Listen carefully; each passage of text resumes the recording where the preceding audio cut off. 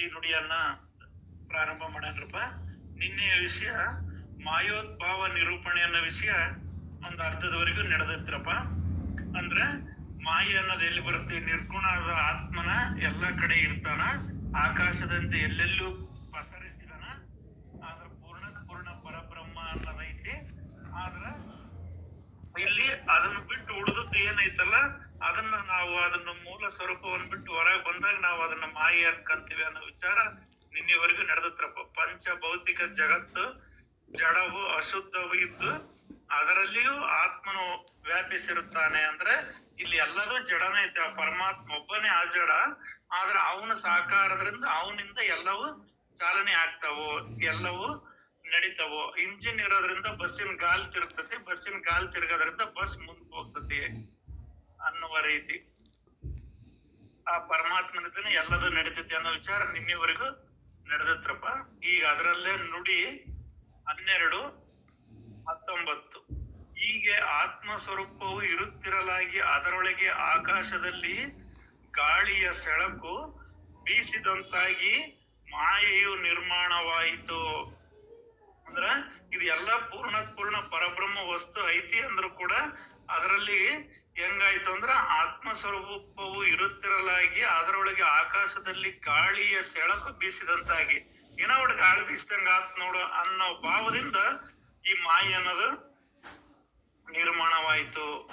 ಮುಂದೆ ಗಾಳಿಯಿಂದ ಬೆಂಕಿ ಆಯ್ತು, ಬೆಂಕಿಯಿಂದ ನೀರು ಹುಟ್ಟಿತು ಮತ್ತು ನೀರಿನಿಂದ ಭೂಮಿಯು ರೂಪುಗೊಂಡಿತು. ಆಮೇಲೆ ಭೂಮಿಯಿಂದ ಉತ್ಪತ್ತಿ ಪ್ರಾರಂಭವಾಗಿ ಜೀವರೆಷ್ಟು ನಿರ್ಮಾಣರಾದರೆನ್ನಲಿಕ್ಕೆ ಲೆಕ್ಕವೇ ಇಲ್ಲ.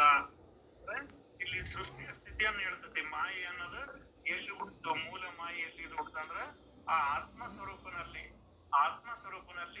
ಒಂದೇನೋ ಬೆಳಕಾದಂಗ ಆಯ್ತು. ಅಂದ್ರೆ ಆಕಾಶದಲ್ಲಿ ಏನೋ ಒಂದು ಸಣ್ಣ ಗಾಳಿ ಬೀಸಿದಂಗ ಆತ್ ನೋಡು ಅನ್ನುವ ರೀತಿ ಆತ್ಮನಲ್ಲಿ ಆ ಪರಬ್ರಹ್ಮ ವಸ್ತುವಿನಲ್ಲಿ ಏನೋ ಗಾಳಿ ಬೀಸಿದಂಗಾಯ್ತು. ಅದರಿಂದ ವಾಯು ನಿರ್ಮಾಣವಾಯಿತು. ಅಂದ್ರೆ ಅದರಿಂದ ಮಾಯೆ ನಿರ್ಮಾಣವಾಯಿತು. ಮಾರಣೆಯಿಂದ ಮುಂದೆ ಗಾಳಿ ಆಯ್ತು, ಮಾಯೆಯಿಂದ ಗಾಳಿ. ಈ ಪಂಚಭೂತಗಳು ಐದರಲ್ಲಿ ಮೊದಲನೇದಾಗಿರ್ತಕ್ಕಂಥದ್ದು ಗಾಳಿ ಆಯ್ತು. ಗಾಳಿಯಿಂದ ಬೆಂಕಿ ಆಯ್ತು, ಮತ್ತೆ ಬೆಂಕಿಯಿಂದ ನೀರಾಯ್ತು, ನೀರಿನಿಂದ ಭೂಮಿಯು ರೂಪುಗೊಂಡಿತ್ತು. ಆಮೇಲೆ ಭೂಮಿಯಿಂದ ಉತ್ಪತ್ತಿ ಪ್ರಾರಂಭವಾಗಿ ಜೀವರೆಷ್ಟು ನಿರ್ಮಾಣರಾದರೆನ್ನಲಿಕ್ಕೆ ಲೆಕ್ಕವಿಲ್ಲ. ಆದರೆ ಇಷ್ಟೆಲ್ಲದರಲ್ಲಿಯೂ ಪರಬ್ರಹ್ಮವು ಮೊದಲು ಹಿಂದುಗಡೆಯೇ ವ್ಯಾಪಿಸಿಯೇ ಇರುವನು. ಏನೇನು ನಿರ್ಮಾಣವಾಯಿತು ಅದೆಲ್ಲ ನಾಶ ಹೊಂದಿದರೂ ಮೂಲ ಬ್ರಹ್ಮ ಸ್ವರೂಪವು ಇದ್ದೇ ಇರುವುದು. ಅಂದ್ರ ಈ ಮಾಯೆ ಅನ್ನೋದು ಅರ್ಥ ಸಂಕಲ್ಪದಿಂದ ಹುಟ್ಟುತ್ತೆ.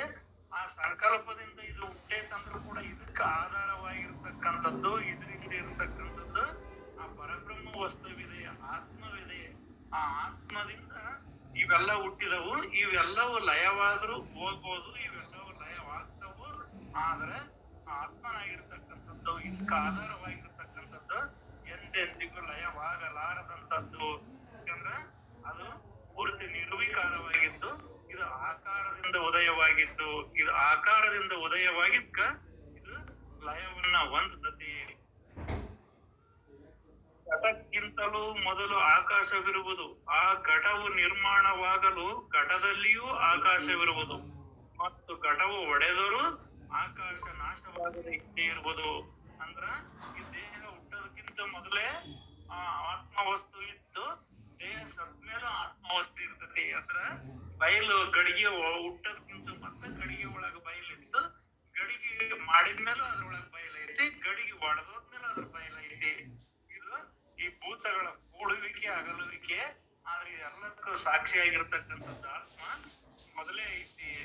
ಇದಕ್ಕ ಒಂದು ವಚನ ಹೇಳ್ತಾರ, ಘಟವ ನೊಡೆದು ಬಯಲು ನೋಡಲದೇಕೆ, ಆ ಘಟವೇ ಬಯಲೆಂದರಿದೊಡೆ ಸಾಲದೆ ಹೇಳ. ಪಟವ ಹರಿದು ತಂತು ನೋಡಲದೇಕೆ, ಆ ಪಟವೇ ತಂತು ಎಂದರಿದೊಡೆ ಸಾಲದೆ ಹೇಳ. ಕಟಕವ ಮುರಿದು ಕಾಂಚನವ ನೋಡಲದೇಕೆ, ಆ ಕಟಕವೇ ಕಾಂಚನವೆಂದರಿದೊಡೆ ಸಾಲದೆ ಹೇಳ. ತನ್ನ ಮರೆತು ಘನವ ನೋಡಲದೇಕೆ, ತಾನೇ ಘನವೆಂದರೆ ಸಾಲದೆ ಹೇಳ. ಅಂಬಿಗರ ಚೌಡಯ್ಯನೋ ಅಥವಾ ದೇವರ ದಾಸಿಮಯ್ಯನವ್ರದ್ದು ಇದು ವಚನ ಇತ್ತಪ್ಪ. ಅದು ಅಂಕಿತ ನಾಮ ನನಗೆ ಮರವೇ ಆಗಿದೆ. ಅದರ ನುಡಿ ಇಷ್ಟಂತೂ ಸತ್ಯ.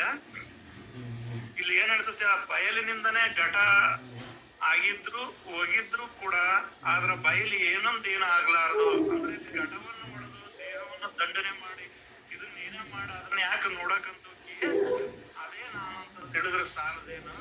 ಪಟವ ನರಿದು ತಂತು ನೋಡಲಬೇಕೆ, ಆ ಪಟವೇ ತಂತುವೆಂದರಿದುಡೆ ಸಾಲದೆ ಹೇಳ. ಅಂದ್ರ ಅರ್ಥ, ಬಟ್ಟೆ ಹರದ ದಾರ ನೋಡೋಕೆ ಯಾಕೋಕಿ, ದಾರದಿಂದ ಬಟ್ಟೆಗೆ ಅಂತ ತಿಳಿದ್ರೆ ಸಾಲದೇನು. ಕಟಕವ ಮುರಿದು ಕಾಂಚನವ ನೋಡಲದೇಕೆ, ಒಡವೆ ಮುರಿದು ಬಂಗಾರ ಯಾಕೆ ನೋಡಕ್ ಹೋಗಿ, ಬಂಗಾರದಿಂದ ನಾವು ಆಗೈತಿ ಅಂತ ತಿಳಿದ್ರೆ ಸಾಲದೇನು. ಅದು ಬಂಗಾರನೇ ಅಂತ ತಿಳಿದ್ರೆ ಸಾಲದೇನು. ಮತ್ತ ಅದಕ್ಕೆ ಬೇರೆ ಬೇರೆ ಹೆಸರು ಹಾಕಿಡಕ್ ಹೋಗಿ, ಬಟ್ಟೆ ಇದು ಕಾಟನ್, ಇದು ರಜ್ಜಿನ್, ಇದು ಪಾಲಿಸ್ಟರ್, ಟೆಲಿಕಾಟ್ ಅಂತ ಯಾಕೆ ಇಡಕ್ ಹೋಗಿ, ಅದನ್ನ ಯಾಕೆ ನೋಡಕ್ ಹೋಗಿ, ಅದು ದಾರದಿಂದ ಆಗೈತಿ ಅಂತ ತಿಳಿದ್ರೆ ಸಾಲದೇನು. ಘಟವ ನೋಡಲು ಬಯಲು ನೋಡಲೇಬೇಕಂದ್ರೆ ದೇಹವನ್ನು ಇದು ಮಾಡಿ ಹಂಗ್ಯಾಕೆ ನೋಡಕ್ ಹೋಗಿ, ಆ ಬಯಲೇ ತಾನೆಂದರಿದೊಡೆ ಸಾಲದೆ ಹೇಳ. ಅಂಬಿಗರ ಚೌಡಯ್ಯನವ್ರ ಅಂತ ಹೇಳ್ತಾರ. ಅಂದ್ರ ಅರ್ಥಾತ್ ಇದನ್ನ ದೇಹವನ್ನ ನೀನ್ ನೋಡಿ ಇದನ್ನ ಶೋಧನೆ ಮಾಡಿ ಏನ ಮಾಡಿ ಇದನ್ನ ನೋಡಿ ತಿಳಿಯಕ ಮಾಡಕಂತ ಕೇಳಪ್ಪ, ಅದೇ ನೀನಂತ ತಿಳಿದ್ರೆ ಸಾಲದೇನೋ ಅನ್ನೋ ವಚನವನ್ನ ಹೇಳ್ತತಿ. ಇಲ್ಲಿ ಅದನ್ನ ಹೇಳ್ತದೆ, ಘಟದಿಂದನೇ ಘಟದಲ್ಲಿಯೂ ಆಕಾಶವಿರುವುದು ಮತ್ತು ಘಟವು ಒಡೆದು ಹೋದರೂ ಆಕಾಶವು ನಾಶವಾಗದೇ ಇದ್ದೇ ಇರುತ್ತದೆ. ಆದ್ದರಿಂದ ಅದರಂತೆಯೇ ಪರಬ್ರಹ್ಮವು ಅಚಲವು ಅಡಾಳವು ಇದ್ದು ಚರಾಚರ ಜಗತ್ತೆಲ್ಲ ನಡುವೆ ಆಗಿ ಹೋಗುವುದು. ಅಂದ್ರ ಆ ಬಯಲಿನೊಳಗೆ ಇದು ಎಲ್ಲದ ಆಗಿ ಹೋಗ್ತದೆ. ಆ ಬಯಲು ಏನೊಂದೇನಾಗದು, ಗೊಡಿ ಹೊಡಿತೈತಿ ಇರ್ತದೆ. ಅದೇನಾದ್ರೂ ಆಗ್ಲಿ ಅದ್ರೊಳಗಿರೋ ಬಯಲು ಮಾತ್ರ ಶ್ರೇಷ್ಠ. ಯಾಕಂದ್ರ ಅದು ಎಲ್ಲವನ್ನ ಒಳಗೊಂಡಿದೆ. ಅದ್ರ ವಿಸ್ತೀರ್ಣ ಎಷ್ಟೈತಂದ್ರ ಶ್ರೀಪಾದವ ಈ ದಶ ದಿಕ್ಕುಗಳೇ ಇತ್ತಿತ್ತ ನಿನ್ನ ಭುಜಭಾವುಗಳತ್ತ, ಪಾತಾಳ ಇತ್ತಿತ್ತ ನಿನ್ನ ಶ್ರೀಪಾದಗಳತ್ತ, ಶ್ರೀ ಮುಕುಟವಿತ್ತಿತ್ತ ನಿಮ್ಮ ಅಂದ್ರೆ ಆಕಾಶವಿತ್ತಿತ್ತ ಶ್ರೀ ಮುಕುಟ ಒತ್ತತ್ತ ಅಂತ. ಅಂದ್ರೆ ಅರ್ಥಾತ್ ಏನ್ ಹೇಳ್ತದಪ್ಪ ಅಂದ್ರ, ಈಗ ನಾವೆಲ್ಲ ಹೇಳ್ತಾವಲ್ಲ ಆಕಾಶ ಪಾತಾಳ ಅಂತ, ಪಾತಾಳದ ಆ ಕಡೆಗೆ ನಿಮ್ ಪಾದದವು, ಆಕಾಶದ ಆ ಕಡೆಗೆ ನಿಮ್ ತಲೆ ಐತಿ. ದಶ ದಿಕ್ಕುಗಳು ಅಂತ ಹೇಳ್ತಾವಲ್ಲ, ದಶ ದಿಕ್ಕುಗಳ ಈ ಕಡೆಗೆ ಅದಾವು, ನೀವ್ ಅದ್ರ ಆ ಕಡೆಗೆ ಇದೀರಿ ಅಂತ. ನಾವೆಲ್ಲ ಏನೆಲ್ಲ ಹೇಳಕ್ ಹೋಗವಲ್ಲ ಅವೆಲ್ಲವೂ ಆ ಬಯಲಿನೊಳಗದವು. ಏನೇನು ನಿರ್ಮಾಣವಾಯಿತು ಅದನ್ನೆಲ್ಲ ಬ್ರಹ್ಮವು ಮೊದಲೇ ವ್ಯಾಪಿಸಿರುತ್ತದೆ. ಅಂದ್ರೆ ಈಗ ನಾವ್ ಏನ್ ಹೇಳ್ತಾವಲ್ಲ ಆ ದಿಕ್ಕು ಈ ದಿಕ್ಕು ಪಾದ ಶಿರ ಏನೆಲ್ಲ ಹೇಳ್ತಾವಲ್ಲ ಅವೆಲ್ಲವೂ ಆ ಬ್ರಹ್ಮನೊಳಗೆ ಮೊದಲೇ ವ್ಯಾಪಿಸಿರುತ್ತವೆ. ಮತ್ತು ನಿರ್ಮಾಣವಾದದ್ದೆಲ್ಲ ನಾಶವಾದರೂ ಬ್ರಹ್ಮವು ನಾಶ ಹೊಂದದೆ ಉಳಿದೇ ಇರುವುದು. ಹೀಗೆ ಅವಿನಾಶಿಯಾಗಿರುವ ಬ್ರಹ್ಮವನ್ನೇ ಜ್ಞಾನಿ ಪುರುಷನು ಅನುಭವಿಸುವನು. ಇಲ್ಲಿ ಅನುಭವಿಸೋಕು ಆನಂದಿಸೋಕು ಅಂತ ಏನು ನಾವು ಮಾತಾಡ್ತಾವಲ್ಲ, ಈ ವಿಸ್ತೀರ್ಣವನ್ನ ಈ ವಿಸ್ತಾರವನ್ನ ತನ್ನ ಮೂಲ ಸ್ವರೂಪವನ್ನು ತಿಳಿದಾಗ ಆನಂದ ಆಗ್ತದೆ. ಈಗ ನಮಗೆ ಏನಾದ್ರೂ ಒಂದು ಹೊರಗಿನ ವಿಷಯ ಕೇಳಿದಾಗ ಏನಾದ್ರೂ ಸುದ್ದಿ ಬಂದ ಮುಟ್ಟಿದಾಗ ಹೆಂಗ ಆನಂದ ಆಗ್ತದೋ ಹಂಗ ಇದು ಪೂರ್ಣಾನಂದ. ಅದು ಏನಾದ್ರು ಸುದ್ದಿ ಬಂದಾಗ ಅಷ್ಟು ಆನಂದ ಇರ್ತೈತಿ. ಆದ್ರೆ ಇದು ಎಂದೆಂದಿಗೂ ಬರದಂಗ ಬಂದು ಹೋಗದಂಗ ಶ್ರೇಷ್ಠವಾಗಿರ್ತಕ್ಕಂಥದ್ದ ಈ ಆನಂದ. ಇದನ್ನ ಜ್ಞಾನಿ ಪುರುಷರು ಅನುಭವಿಸುತ್ತಾರೆ. ನುಡಿ 19 ಉತ್ತರ 25. ತತ್ವ ನಿರಸನದಿಂದ ತನಗೆ ತನ್ನ ಲಾಭವಾಗುತ್ತದೆ. ತತ್ವಗಳನ್ನು ಕೂಡಿಸಿದ್ದಕ್ಕೆ ದೇಹವೆಂದು ಹೆಸರು ಇಟ್ಟಿರುವರು. ತತ್ವ ನಿರಸನದಿಂದ ತನಗೆ ತನ್ನ ಲಾಭವಾಗುತ್ತದೆ. ತತ್ವಗಳನ್ನು ಕೂಡಿಸಿದ್ದಕ್ಕೆ ದೇಹವೆಂದು ಹೆಸರಿಟ್ಟಿರುವರು. ಅಂದ್ರ ಇಲ್ಲಿ ಈ 25 ತತ್ವಗಳಿಂದ ಕೂಡಿರ್ತಕ್ಕಂತ ದೇಹ, ಇದನ್ನ ನಿರಾಸನ ಅಂದ್ರೆ ಇದ್ರ ಮೇಲೆ ಮಮಕಾರ ಇಲ್ದಂಗಿದ್ದು ಆತ್ಮದ ಕಡೆಯಲ್ಲಿ ಮಮಕಾರ ಇದ್ರ ನಮಗೆ ಲಾಭ ಆಗ್ತದೆ. ತತ್ವಗಳನ್ನು ಕೂಡಿಸಿದ್ದಕ್ಕೆ ದೇಹವೆಂದೇ ಹೆಸರಿಟ್ಟಿರುವರು. ಅಂದ್ರ ಈ 5 ತತ್ವಗಳು 25 ತತ್ವಗಳು ಮತ್ತ ಸೂಕ್ಷ್ಮ ಶರೀರ ಅಂತ ಹೇಳಿ ಮತ್ತ ಅದಕ್ಕೊಂದು 17 ತತ್ವಗಳು ಇವನ್ನೆಲ್ಲ ಕೂಡಿಟ್ಟಿರೋದ್ರಿಂದ ಇವು ತತ್ವಗಳಂತ ಹೆಸರಿಟ್ಟಿರುವರು. ಜ್ಞಾನಿಗಳು ದೇಹದಲ್ಲಿ ಆ ತತ್ವಗಳನ್ನು ವಿಂಗಡಿಸಿ ತಿಳಿಯುವರು. ಜ್ಞಾನಿಯಾಗಿರ್ತಕ್ಕಂಥವನು ಇಲ್ಲಿ ಯಾವ್ಯಾವ 5 ತತ್ವಗಳು ಒಂದೊಂದರಲ್ಲಿ 5 ಸೇರ್ಪಡೆಯಾಗಿ 25 ತತ್ವಗಳಿಂದ ಈ ಸ್ಥೂಲ ಶರೀರ ಆಯ್ತು. ಮತ್ತೆ ಜ್ಞಾನೇಂದ್ರಿಯಗಳು, ಕರ್ಮೇಂದ್ರಿಯಗಳು, ಇಂದ್ರಿಯಗಳು ಎಲ್ಲ ಮನೋಬುದ್ಧಿ ಸೇರಿ ಅವು 17 ತತ್ವಗಳಿಂದ ಸೂಕ್ಷ್ಮ ಶರೀರವಾಯಿತು. ಇದನ್ನ ಜ್ಞಾನಿಗಳಿಂದ ತಿಳಿಯಕ್ಕೆ ಸಾಧ್ಯ ಆಗ್ತದೆ. ಸಂಪೂರ್ಣವಾಗಿ ತತ್ವ ನಿರಾಸನೆಯಾಗಲು ಅದರಲ್ಲಿಯೇ ದೇಹಾಭಿಮಾನ ಉಳಿಯಿತು ಮತ್ತು ವಿವೇಕದಿಂದ ಉಳಿದ ನಿರ್ಗುಣ ಬ್ರಹ್ಮದಲ್ಲಿ ಐಕ್ಯತೆ ಉಂಟಾಯಿತು. ಅಂದ್ರ ಇವು ತತ್ವದಿಂದ ವಿಚಾರವನ್ನು ತಿಳಿದಾಗ ಆ ನಿರಾಸನೆ ಆಗಲ್ಲ. ಅಂದ್ರೆ ಅದನ್ನ ಪೂರ್ತಿ ತಿಳಿದಾಯ್ತು, ತಿಳಿದಾದ್ಮೇಲೆ ಗೊತ್ತಾದ್ಮೇಲೆ ಬಿಡು ಅದಷ್ಟ, ಮತ್ತೇನಿಲ್ಲ, ಅದನ್ನೇನ್ ನೋಡೋದಿಲ್ಲ ಅನ್ನೋದಾಗ್ತದೆ. ಆಮೇಲೆ ಇನ್ನು ವಿವೇಕದಿಂದ, ಈಗ ಅಲ್ಪ ವಿವೇಕದಿಂದ ಅಥವಾ ಅರಿವಿನಿಂದ ಈ ದೇಹ ಯಾವ್ದ್ರಿಂದ ಆಯ್ತು ಏನಂತೆಲ್ಲ ತಿಳಿದಿವಿ. ಇದು ಪಂಚತತ್ವಗಳಿಂದ ಭೂತಗಳಿಂದ ಇದಾಯ್ತು ಅನ್ನೋದಾಯ್ತು. ಮತ್ ಇನ್ನು ನಮ್ ಪ್ರಯತ್ನ ಮುಂದಕ್ಕೆ ಹೋತಂದ್ರ ಅಲ್ಲಿ ವಿವೇಕದಿಂದ ಅಂದ್ರೆ ಜ್ಞಾನದಿಂದ ಮೂಲ ಅರಿವಿನಿಂದ ಹುಡುಕಿದಾಗ ಉಳಿದ ನಿರ್ಗುಣ ಬ್ರಹ್ಮದಲ್ಲಿ ಐಕ್ಯತೆ ಉಂಟಾಗುವುದು. ಮತ್ ಇದೇನಪ್ಪ ಇವೇನು ಹಿಂಗಾಯ್ತು. ಮತ್ ಇವು ಸ್ವಯಂ ವಸ್ತುಗಳೇನಂದ್ರ ಇವು ಸ್ವಯಂ ವಸ್ತುಗಳಲ್ಲ, ಇವು ಪರಾವಲಂಬಿಗಳು. ಅಂದ್ರೆ ಆತ್ಮನನ್ನ ತಗೊಂಡು ಬೆಳಗ್ತದವು. ಆತ್ಮನನ್ನ ತಗೊಂಡು ಬೆಳಗ್ತಾವ ಅಂದ್ರೆ ಅದು ನಿರ್ಗುಣ ವಸ್ತು ಐತಿ. ಮತ್ತ ಅದನ್ನ ವಿಚಾರವನ್ನ, ಅದರ ವಿಸ್ತಾರವನ್ನ ತಿಳಿಯೋದಕ್ಕೆ ವಿವೇಕ ಉಂಟಾಗ್ತದೆ, ಅಂದ್ರೆ ಜ್ಞಾನ ಉಂಟಾಯಿತು. ನಿಜವಾಗಿಯೂ ವಿಚಾರದಿಂದ ದೇಹದ ಕಡೆಗೆ ನೋಡಿದರೆ ಎಲ್ಲವೂ ತತ್ವಗಳೇ ಎನಿಸಿ ಜಾರಿ ಹೋಗುವವು ಮತ್ತು ಅದರಲ್ಲಿ ನಾನೆನ್ನುವ ನಾವನು ಕೈಗೆ ಸಿಗುವುದಿಲ್ಲ. ನಾವಿಲ್ಲಿ ದೇಹವೇ ನಾನು ಅಂತ ಏನಾದ್ರೂ ಇಲ್ಲಿ ನೋಡಕ್ ಹೋದ್ರ, ನಾನ ಮನಸ್ಸು ನಾನಾ ಸುಖ ದುಃಖ ಅನುಭವಿಸೋಣ ಅಂತ ನೋಡಕ್ ಹೋದ್ರ ಅಲ್ಲಿ ನೀನು ಅನ್ನೋದು ಏನೇನು ಇಲ್ಲ. ಅಲ್ಲಿರೋದೆಲ್ಲದು ಬೇರೆದೈತಿ. ಅಪ್ಪು, ತೇಜು, ಪೃಥ್ವಿವಾಯು, ಆಕಾಶದಿಂದ ಆ 5 ಅಂಶಗಳಿಂದ ಕೂಡಿರೋದ ಅದ್ರಾಗ ಎಲ್ಲ ತುಂಬ್ಕೊಂಡ್ರದೈತಿ. ನಿಂದ ಏನೂ ಇಲ್ಲ ಅಲ್ಲಿ. ನೀನ್ ಅಲ್ಲಿ ಇಲ್ಲೇ ಅಲ್ಲ. ಇದು ಹೊಲ ನಂದು, ಮನಿ ನಂದಂತ ಹೇಳಿದ್ರ ಅಲ್ಲಿ ದಾಖಲಾತಿ ಹುಡುಕಿದ್ರೆ ಯಾವ ದಾಖಲಾತಿಗಳು ನಿಮ್ದ ಹೆಸರಿಲ್ಲ, ನೀನು ಇಲ್ಲ. ಅಂದ್ರೆ ಅಲ್ಲಿ ನೀನು ಅನ್ನೋದು ಏನು ಸಿಗಲ್ಲ. ಆ ಪಂಚ ತತ್ವಗಳಿಂದ, ಆ ಭೂತಗಳಿಂದ ಆಗಿರೋದ್ರೊಳಗ ನೀನು ಅನ್ನೋದು ಏನೂ ಇಲ್ಲ. ಹೀಗೆ ತನ್ನ ಶೋಧ ತಕ್ಕೊಂಡರೆ ನಾನೇನೆನ್ನುವುದು ಸುಳ್ಳು ಸುದ್ದಿಯಾಗಿ ತತ್ವಗಳ ಕೊನೆಗೆ ನಿರ್ಗುಣ ಬ್ರಹ್ಮವೇ ಉಳಿಯುವುದು. ಈಗ ಏನಾರ ನಾನು ಅದ್ರಾಗ ಅದಾನೆ ಅಂತ ಹುಡ್ಕಕ್ ಹೋದ್ರ ಸುಳ್ಳಾಗ್ತದ. ನೀನೇನಿಲ್ಲ, ಸುಳ್ಳಲ್ಲಿ ನಂದ್ ಹೊಲ, ನಂದ್ ಮನಿ, ನಂದಿದು ಅಂತ ಬಂದಿ ನಿಂದು ಅನ್ನೋದಿಲ್ಲ, ಏನಿಲ್ಲ, ನಿಂದ ಏನಿಲ್ಲಪ್ಪ ಅಂತ ಹೇಳಿದಂಗ ಅದು ಸುಳ್ಳಾಗ್ತದೆ. ಮತ್ ಹಂಗಾರ ಏನಪ್ಪಾ ಮತ್ತೆ ಎಲ್ಲೈತಿ, ಮತ್ತೆ ಇಲ್ಲಿಲ್ಲ ಅಂದ್ರ ಮತ್ತೆ ಏನ್ ಐತಲ್ಲ, ಒಂದು ಐತಲ್ಲ, ಅದೇ ಎಲ್ಲಿ ಐತಿ ಅಂದ್ರ ಅದೇ ನಿರ್ಗುಣವಿರುತ್ತದೆ ಎಂಬ, ಅದೇ ನಿರ್ಗುಣ ಬ್ರಹ್ಮವಿರುತ್ತದೆ ಎಂಬುದೇ ಆತ್ಮ ನಿವೇದನದ ರಹಸ್ಯವಿರುತ್ತದೆ. ಮತ್ತೆ ಏನಪ್ಪಾ ಐತಿ ಅನ್ನೋದಾದ್ರ ಅದು ನಿರ್ಗುಣ ಬ್ರಹ್ಮವಿರುತ್ತದೆ, ಅದೇ ಆತ್ಮ ನಿವೇದನದ ರಹಸ್ಯವಿರುತ್ತದೆ. ಅಂದ್ರೆ ಆತ್ಮನನ್ನ ತಿಳಿಯುವಂಥದ್ದು, ಆತ್ಮವೇ ನೀನಾಗಿರ್ತಕ್ಕಂಥದ್ದು, ಆ ತತ್ವಮಸಿಯವನ್ನ ವಾಕ್ಯವೇ ನೀನನ್ನೋದಾಗ್ತದೆ. ತತ್ವಗಳೊಂದಿಗೆ ನಾನೀನೆನ್ನುವ ಭ್ರಮೆಯು ಸಹಜವಾಗಿಯೇ ಹೋಗುತ್ತದೆ.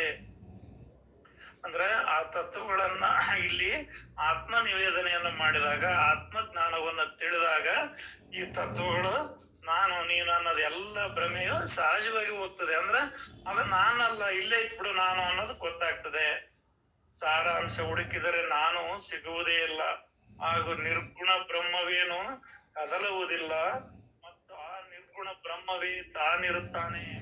ಆದರೆ ಸದ್ಗುರುಗಳ ಹೊರತಾಗಿ ಈ ರಹಸ್ಯ ತಿಳಿಯಲಾರದು. ಯಾಕಂದ್ರೆ ಇಲ್ಲಿ ಅಲ್ಲಿ ಆ ಭೂತಗಳಲ್ಲಿ ಹುಡುಕಿದ್ರೆ ಏನು ಸಿಗಲ್ಲ. ಮತ್ತೆ ಎಲ್ಲಿ ಸಿಗ್ತಾನೆ ಅಂದ್ರೆ ಆತ್ಮದೊಳಗೆ ಸಿಗ್ತಾನೆ. ನಿರಾಕಾರದೊಳಗೆ ನಾನು ಅನ್ನೋದು ಸಿಗ್ತತಿ. ಆ ನಿರಾಕಾರದೊಳಗಿನ ನಾನು ಅಂತ ತಿಳಿಸೋರು ಯಾರು ಬೇಕಪ್ಪ ಅಂದ್ರ ಸದ್ಗುರುಗಳ ಹೊರತಾಗಿ ಈ ರಹಸ್ಯ ತಿಳಿಯಲಾರದು. ಯಾಕಂದ್ರೆ ನಾವು ಭೂಮಿ ಒಳಗ್ ನೀರ್ ಐತಂದ್ರ ಆ ಬೋರ್ ಪಾಯಿಂಟ್ ಮಾಡೋನಿಗೆ ಅದು ಗೊತ್ತಾಗ್ತದೆ, ಎಲ್ಲರಿಗೂ ಗೊತ್ತಾಗಲ್ಲ. ನಾವು ಹೊಲ 100 ವರ್ಷ ಬಿತ್ತಿ ಬೆಳ್ಕಂದೇವ್ ಅಂದ್ರ ನಮ್ಮ ಹೊಲದಾಗ ನೀರ್ ಐತಿ ಇಲ್ಲ ಅಂತ ಗೊತ್ತಾಗಲ್ಲ. ಅದನ್ನ ಬೋರ್ ಪಾಯಿಂಟ್ ಮಾಡೋನ್ನ ಕರ್ಕೊಂಬರಕ್ ಆಗ್ತತಿ. ಭೂಮಿ ಒಳಗೆಲ್ಲ ಖನಿಜ ಸಂಪತ್ತು ಐತಿ, ಆದ್ರ ಅದನ್ನ ಆ ಜಿಯಾಲಿಸ್ಟ್ರ ಆ ಖನಿಜ ಸಂಪತ್ತನ್ನ ಪರಿಶೀಲಿಸೋರೆ ಬೇಕಾಗ್ತತಿ, ಬೇರೆಯವರಿಂದ ಅದು ಆಗ್ಲಾರ್ದು. ಅದರಂತೆ ಇಲ್ಲಿ ಪೂರ್ಣವನ್ನ ಯಾರ ಆತ್ಮ ವಿಚಾರವನ್ನ ತಿಳಿದು ಆತ್ಮ ಸ್ವರೂಪವೇ ತಾನು ಯಾರಾಗಿರ್ತಾರೋ ಅಂತರಿಂದ ಇದದ್ದು ತಿಳಿತತಿ. ನುಡಿ 26:32. ಮೊದಲು ಹೇಳಿದಂತೆ ಸಾರವನ್ನೆಲ್ಲ ಸಂಪೂರ್ಣ ಶೋಧಿಸಲು ಅಸಾರವಾದ ಜಗತ್ತು ಹೊರಟು ಹೋಯಿತು. ಅಂದ್ರ ಇಲ್ಲಿ ಎಲ್ಲದನ್ನ ಶೋಧನೆ ಮಾಡಿದ್ರು ನಾನು ಎಲ್ಲದನಿ ಅಂತ ಎಲ್ಲದನ್ನ ವಿಚಾರ ಮಾಡಿ ನೋಡಿದಾಗ ಅಲ್ಲಿ ಅಸಾರವಾಗಿದ್ದ ಎಲ್ಲದು ಹೊರಟು ಹೋಯ್ತು. ಅಂದ್ರೆ ಅಸಾರವಾಗಿರ್ತಕ್ಕಂಥ ಜಗತ್ತಂದ್ರ ಮನಸ್ಸೇ ಜಗತ್ತು, ಎಲ್ಲ ಭಾವನೆಗಳ ಭ್ರಾಂತಿಗಳೇ ಈ ಜಗತ್ತು. ಇದೆಲ್ಲದು ಸುಳ್ಳಾಗಿ ಹೋಗ್ತದೆ. ಹುಡುಕಿದರೆ ನಾನು ಸಿಗುವುದಿಲ್ಲ, ಹಾಗೂ ನಿರ್ಗುಣ ಬ್ರಹ್ಮವೇನು ಕದಲುವುದಿಲ್ಲ. ನಿಂದಕ್ಕೊಂದಪ್ಪ ಕ್ಷಮೆ ಇರ್ಲಿ. ಬ್ರಹ್ಮವೇ ಸರ್ವ, ನಾವು ಬ್ರಹ್ಮವೇ ಸರ್ವದರಲ್ಲಿ ವ್ಯಾಪಿಸಿದೆವೆಂದು, ಆ ಸರ್ವವು ನಾಶವಾದ ಮೇಲೆ ಮತ್ತೆ ಕೇವಲ ಬ್ರಹ್ಮವೇ ಉಳಿಯುವುದೆಂದು ವಿವರಿಸಿದ್ದೇವೆ. ಅಂದ್ರೆ ಆ ಶ್ರೇಷ್ಠವಾದ ಗುರುವಿನ ಹತ್ರ ತಿಳಿದಾಗ, ಅದರೊಳಗಿನ ಸಾರ ವಿಚಾರವನ್ನು ನಾವು ನೋಡಿದಾಗ ಅಲ್ಲಿ ನಾವು ಬ್ರಹ್ಮವೇ ಸರ್ವದರಲ್ಲಿ ವ್ಯಾಪಿಸಿದೆ ಎಂಬುದನ್ನದು ಖಚಿತ ಆಗ್ತದೆ. ಆದ್ರೆ ಸರ್ವವು ನಾಶವಾದರೂ ಕೂಡ ಬ್ರಹ್ಮವು ಎಂದಿಗೂ ನಾಶ ಹೊಂದುವುದಿಲ್ಲ. ಆ ಬ್ರಹ್ಮನಿಂದ ಸೃಷ್ಟಿಯಾಗಿರೋದು ನಾಶವಾಗಬಹುದು, ಆದ್ರೆ ಆ ಬ್ರಹ್ಮ ಎಂದು ಸೃಷ್ಟಿಯಾಗುವುದಿಲ್ಲ. ಆ ಬ್ರಹ್ಮವೇ ಉಳಿಯುವುದೆಂದು ವಿವರಿಸಿದ್ದೇವೆ. ವಿವೇಕದಿಂದ ಎಲ್ಲದರ ನಾಶವನ್ನು ಅನುಲಕ್ಷಿಸಿದಾಗಲೇ ಸಾರದ ನಿರ್ಣಯವಾಗುವುದು. ಅಂದ್ರೆ ವಿವೇಕದಿಂದ, ಜ್ಞಾನದಿಂದ ಎಲ್ಲವನ್ನ ನಾವು ನೋಡಿದ್ದಾಗಿದ್ರ, ಅನುಲಕ್ಷಿಸಿದ್ದಾಗಿದ್ರ, ಅದನ್ನ ಲಕ್ಷಿಸಿ ಪರಾಮರ್ಶಿಸಿ ಪರೀಕ್ಷಿಸಿ ನೋಡಿದಾಗ ಅಲ್ಲಿ ಉಳಿಯುವುದೇನಪ್ಪ ಅಂದ್ರ ಆ ನಿರ್ಣಯವಾಗ್ತದೆ. ಆತ್ಮ ಒಂದೇ ಉಳಿತೈತೆ ಅನ್ನೋದು ನಿರ್ಣಯವಾಗ್ತದೆ. ಅದು ನಾನೇ ಇದ್ದೇನನ್ನೋದು ನಿರ್ಣಯ ಆಗ್ತದೆ. ಅದೇ ರೀತಿಯನ್ನು ಅನುಸರಿಸಿಯೇ ತನಗೆ ತನ್ನ ನಿಜ ಸ್ವರೂಪ ಗುರುತಾಗುವುದು. ತಾನೇ ನಾನೆಂದು ಕಲ್ಪಿಸಿರುವನು, ಆದರೆ ಆ ನನ್ನನ್ನು ಹುಡುಕಾಡಿ ನೋಡಲು ಅದು ಉಳಿಯುವುದೇನಿಲ್ಲ. ಇಲ್ಲಿ ಆ ನಾನೇ ಅನ್ನೋದು ಕಲ್ಪನೆ ಆಗ್ತದೆ, ಗುರುತಾಗ್ತದೆ, ಪರಿಚಯ ಆಗ್ತದೆ. ಆದರೆ ಆ ನನ್ನನ್ನು ಹುಡುಕಾಡಿ ನೋಡಲು ಅದು ಉಳಿಯುವುದೇ ಇಲ್ಲ.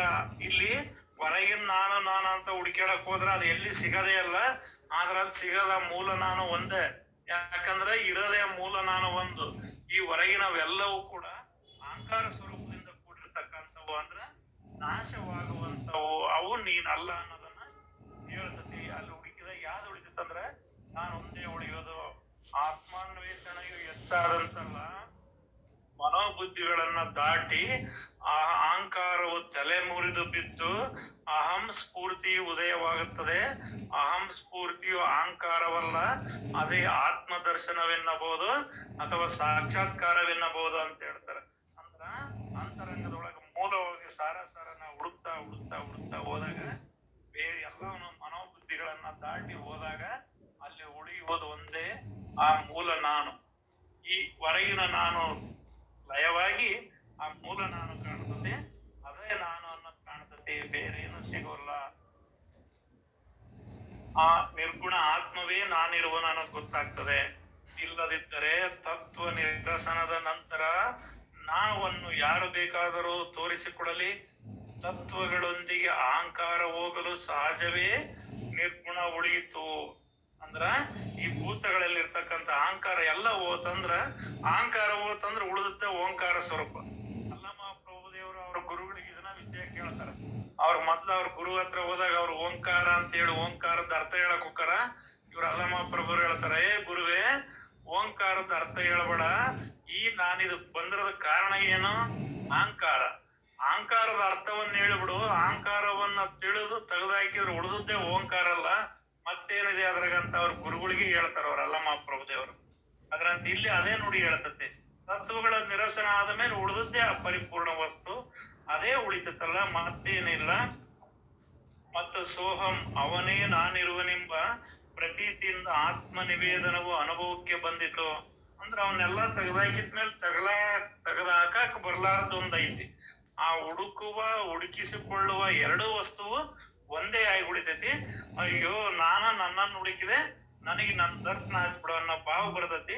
ಅದೆಲ್ಲ ತತ್ವಮಸಿ ಅಂದ್ರೆ ಪರಮಾತ್ಮನಾಗಿರ್ತಕ್ಕಂಥವನು ನಾನು ನೋಡಕ್ ಹೋದೆ, ಅದು ನಾನು ಒಂದಾದ ಬಿಡು, ಎಲ್ಲ ಏಕಾತು ಅನ್ನೋ ಭಾವ ಬರ್ತತಿ. ಅದೇ ಸೋಹಂ ಭಾವ ಅನ್ನೋದು ಬರ್ತದೆ. ಅದೇ ನಾನಿದ್ದೇನೆ ಎಂಬ ಪ್ರತೀತಿಯಿಂದ ಆತ್ಮ ನಿವೇದನವು ಅನುಭವಕ್ಕೆ ಬಂದಿತ್ತು.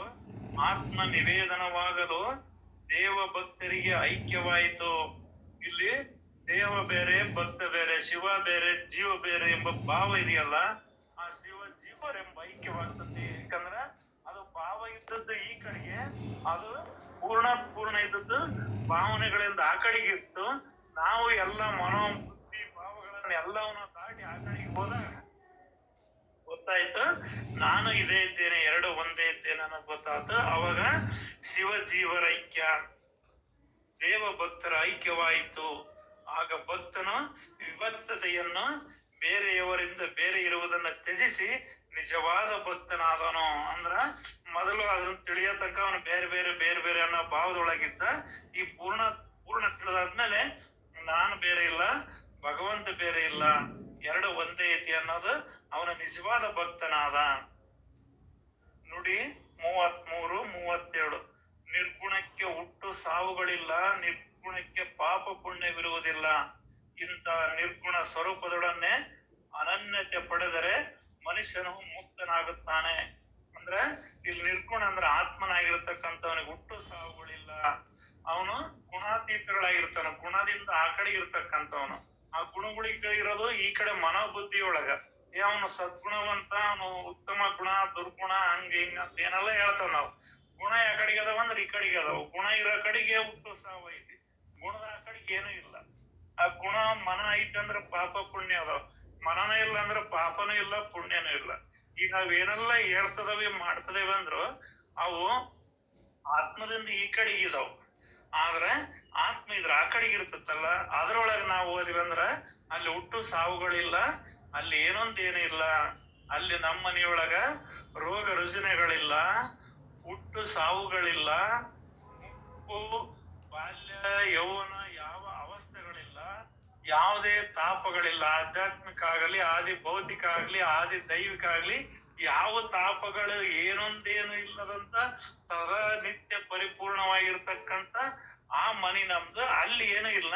ಮತ್ ಅದನ್ನ ಬಿಟ್ಟು ಈಗ ಹೊರಗ್ ಬಂದ್ವಂದ್ರೆ ಇವೆಲ್ಲ ಅದ. ಹುಟ್ಟೈತಿ, ಸಾವು ಐತಿ, ಪಾಪ ಐತಿ, ಪುಣ್ಯ ಐತಿ, ಇನ್ನು ಏನೆಲ್ಲ ಐತಿ.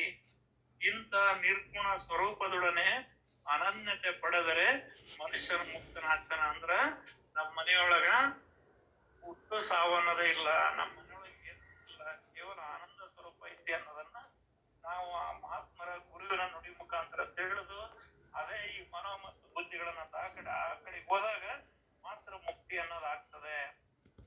ಪ್ರಾಣಿಯು ತತ್ವಗಳಲ್ಲಿ ಸಿಗಿಬಿದ್ದು ಸಂಶಯದಿಂದ ಸುತ್ತಿಕೊಂಡಿರುವನು, ಹಾಗೂ ತನ್ನ ತಾನೇ ಮರೆತು ಓಹಂ ನಾನು ಯಾರು ಇರುವನು ಏನು ಎಂದು ಅನ್ನುತ್ತಿರುವನು. ಅಂದ್ರೆ ಇವನು ಎದರಾಗಿ ಸಿಗಬಿದ್ದಾರಂದ್ರ ಎಲ್ಲರೂ ಈ ತತ್ವಗಳೊಳಗೆ ಸಿಗಬಿದ್ದಾರ. ತತ್ವಗಳಂದ್ರ ಈ ದೇಹಗಳು, ಈ 25 ತತ್ವಗಳು ಮತ್ತು 17 ತತ್ವಗಳು. ಅಂದ್ರ ಸ್ಥೂಲ ಶರೀರ ಮತ್ತು ಸೂಕ್ಷ್ಮ ಶರೀರದೊಳಗೆ ಸಿಕ್ಕಂದು ಬಿದ್ದು ಒದ್ದಾಡ್ತದಾರ. ಇದ್ರಾಗ ಸಿಕ್ಕಂದು ಒದ್ದಾಡಿ ಸೋಹಂ ಭಾವ ಅನ್ನೋದು ಮರೆತೋಗಿ ಇದ್ರಾಗ ಸಿಕ್ಕಂದು ಒದ್ದಾಡಿ ನಾನು ಯಾರಪ್ಪೋ, ನನಗ್ ಯಾಕೆ ಹಿಂಗಾತಪ್ಪೋ, ನಾವು ಹುಟ್ಟಿದ ಕಿಲ್ಗಿ ಯಾರಿಗೇನೋ ಅನ್ಯಾಯ ಮಾಡಿದಾರಲ್ಲ, ನಮ್ದು ಅಂತ ಮಂತ್ಯನ, ನಾವ್ ಹಿಂಗ ಅಂತ ನಮ್ಮನ್ನ ನಾವ ಹೊಗಳಿಕೆನಕ್ ಹೋಗ್ತವೆ.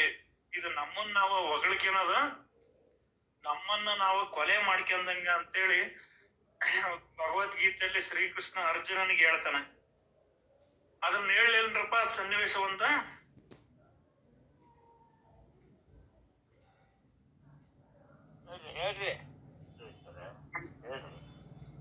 ಅಲ್ಲಿ ಯುದ್ಧದಲ್ಲಿ ಧರ್ಮರಾಯನ್ನ ಅವ್ರ ಇದನ್ನ ನುಡಿ ಮುಗಿಸಿ ಹೇಳಬಿಡ್ತಾನ್ರಪ್ಪ. ಇನ್ ಎರಡ ನುಡಿ ಐತಿ.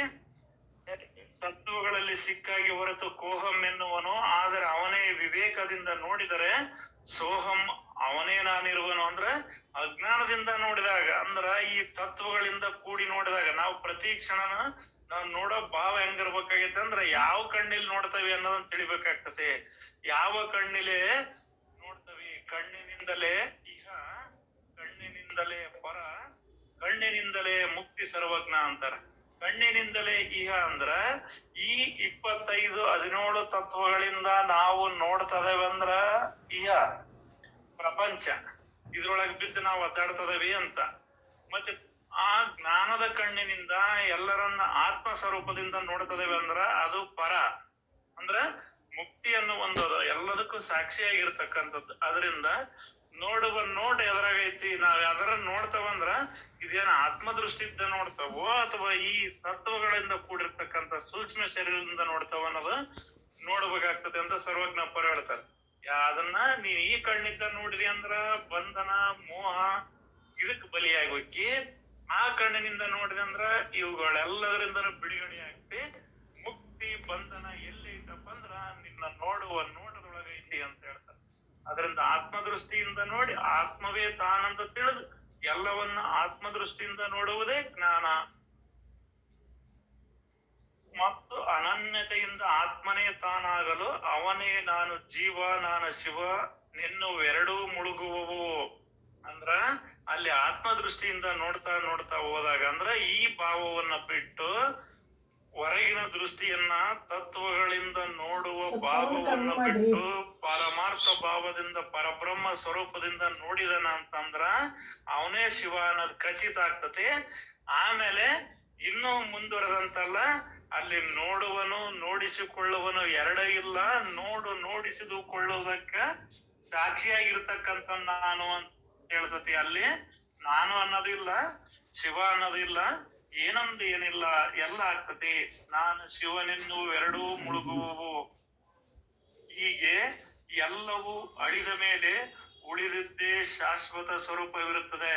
ಅಂದ್ರೆ ಇಲ್ಲಿ ನಾನ್ ತಿಳಿಯೋನದನೆ, ತಿಳಿಸೋನೊಬ್ಬನದನ ಅಂದ್ಮೇಲೆ ತಿಳಿದ್ಮೇಲೆ ತಿಳಿಯೋನು ತಿಳಿಸೋನಕ್ಕೆ ಎರಡಕ್ಕೂ ಸಾಕ್ಷಿಯಾಗಿರೋನು ಆ ಪರಮಾತ್ಮನೇ ಇದ್ದಾನೆ ಅಂತ ತಿಳಿತೈತಿ. ಎಲ್ಲವೂ ಅಳಿದ ಮೇಲೆ ಉಳಿದಿದ್ದೇ ಶಾಶ್ವತ ಸ್ವರೂಪವಿರುತ್ತದೆ. ಈ ರೀತಿಯಿಂದ ಮನಸ್ಸಿನ ಸಾಕ್ಷಾತ್ಕಾರ ಪಡೆದು ದೇಹದಲ್ಲಿ ಇದ್ದೇ ದೇಹದಿಂದ ನಾಗುವನೆಂದು ತಿಳಿಯಿರಿ. ಬೇಗನೆ ಮನಸ್ಸಿನ ಸಂಶಯ ಕಡಿಯುವುದಿಲ್ಲವೆಂದು ಹೇಳಿದ್ದನ್ನು ಮತ್ತೆ ಮತ್ತೆ ಹೇಳಬೇಕಾಗುವುದು ಪ್ರಸಂಗಾನುಸಾರವಾಗಿ ನಮಗೂ ಹಾಗೆ ಸಂಭವಿಸುವುದು